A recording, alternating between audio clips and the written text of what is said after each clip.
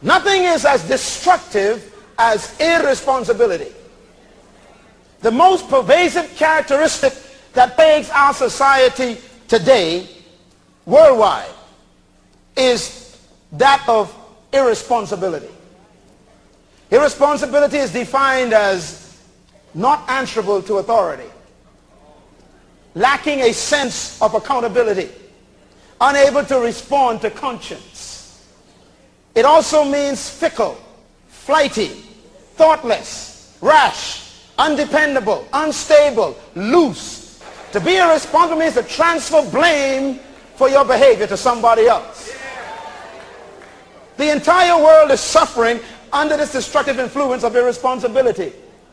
No one wants to take responsibility for their actions, their decisions, their situations, nor their circumstances.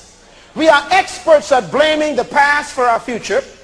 We blame our parents for our habits. We blame our teachers for our ignorance. We blame our leaders for the way we follow them. We blame sickness for our health. We blame our children for our social problems. They are our children. We blame cigarettes and tobacco companies for our cancer. We blame the government for unemployment. Let me pause there a minute. I got a problem with this one. You know why you ain't working? Because you don't want to.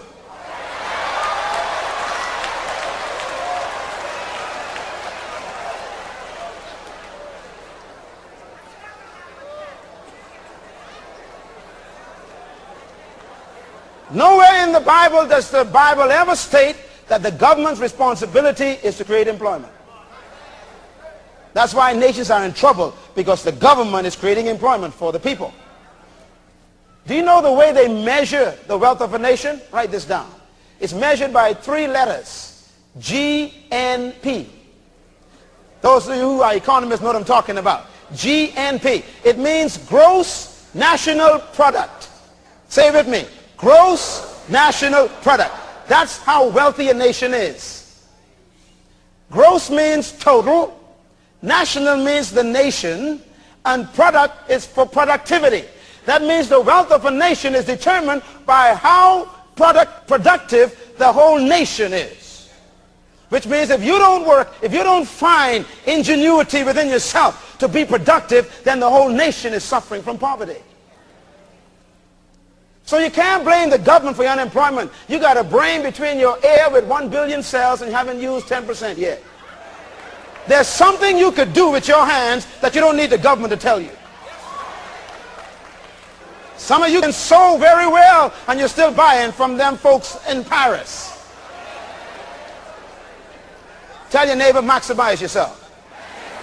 Tell your neighbor, deploy yourself. You see, if you don't deploy yourself, others will employ you. And whoever employs you will determine how much you're worth by what they pay you. And I've decided years ago, no one can pay what I'm worth. So we blame the government for our unemployment. We blame alcohol for our drunkenness. We blame our wives for our waywardness. We blame our husbands for our depression. Oh, we blame, the black man blames the white man for his predicament, and the white man blames the black man for his predicament, and the poor blames the rich for their poverty. And we live in an irresponsible generation. We live in a generation who believes that life owes them something. A generation who refuses to take personal responsibility for their own decisions and actions. Irresponsibility is the abandonment of conscience and the ignorance of accountability. To violate stewardship is to be irresponsible. So the criminal blames society for his misbehavior. Isn't that amazing? I heard a case just yesterday. A guy killed another guy, and the court are having difficulty because the plea of the young man who shot the other young man was that the community brought him up in a certain way, that's why he shot him. Now, friends, when we have transferred our behavior to the society we live in, we are in trouble. We are a society of blamers. The sinner blamed the hypocritical preacher for his damnation.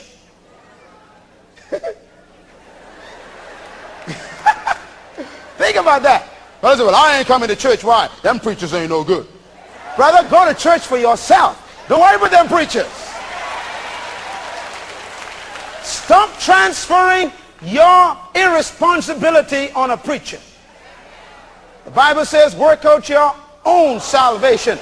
If the preacher want to mess up, let him mess up by himself. You go ahead and live right.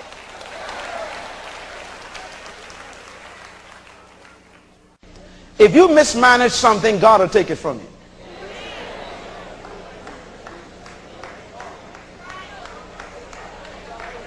It's that simple and that serious. A lot of things that we thought the devil took, I believe God took. A lot of things we've been saying the devil did it. No, no. See, some of you lost your house. And you come on the prayer line for the pastor to pray for you to get your house back. Because you didn't pay your mortgage for 3 weeks because you was buying some dresses you couldn't afford. It's called mismanagement. Your car was repossessed. And now you're saying, devil, take your hands off my car. I rebuke you. The devil says, I ain't never touched your car. You didn't pay the note.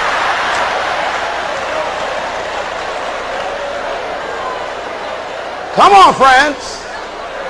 I mean, here you are. You eating pork chop, lamb chop, dog chop, this chop, all these chops. You eating all this fat for 7 years, fat for 10 years, fat.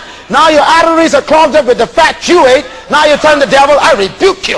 Come out of me. No. Oh. Uh-oh. It's called irresponsible eating.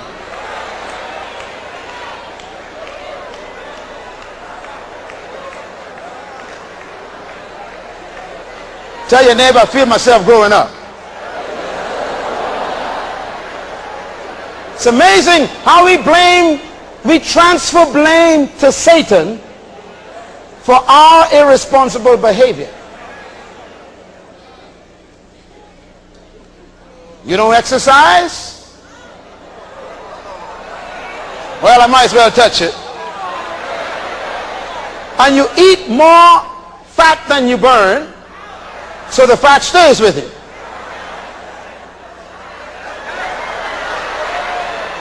And then the doctor says, now look here, you're going to have to lose some weight because your heart is having to push this blood to new horizons.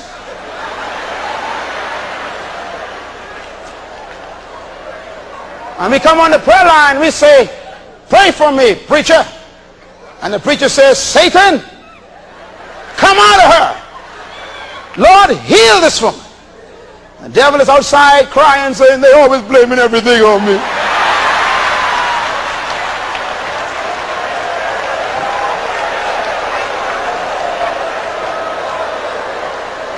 Irresponsibility. No. God took Adam and put him out of what he put him in. Let me say it again. God put Adam out of what he put him in. Why? Because he mismanaged it. You mismanage a ministry, God will put you out. You mismanage a house, God will put you out. You mismanage the car he blessed you with, he'll put you out. If you mismanage the home, he'll put you out. And not only will he put you out, he'll put a cherubim to make sure you don't get back. There are some things God is protecting from you because you are not responsible enough yet to handle it. Oh, you all hear me tonight. Some of you praying for things you can't manage. That's why you ain't got it yet. It ain't that God ain't hearing you, but you ain't qualified to manage it yet. Some of you praying for $1 million and can't manage it $1,000 salary yet. According to Jesus, this is the way God thinks. If you are faithful over a little, then he will make you rule over much. Write this down. Organize for what you're praying for. Organize for what you're praying for. Pray for what you know you can manage. Some folks praying for a spouse and can't manage their own body yet. Why you want to take on another body when your body's out of discipline? You think God's not blessing you with a spouse? God's protecting that person from you. That person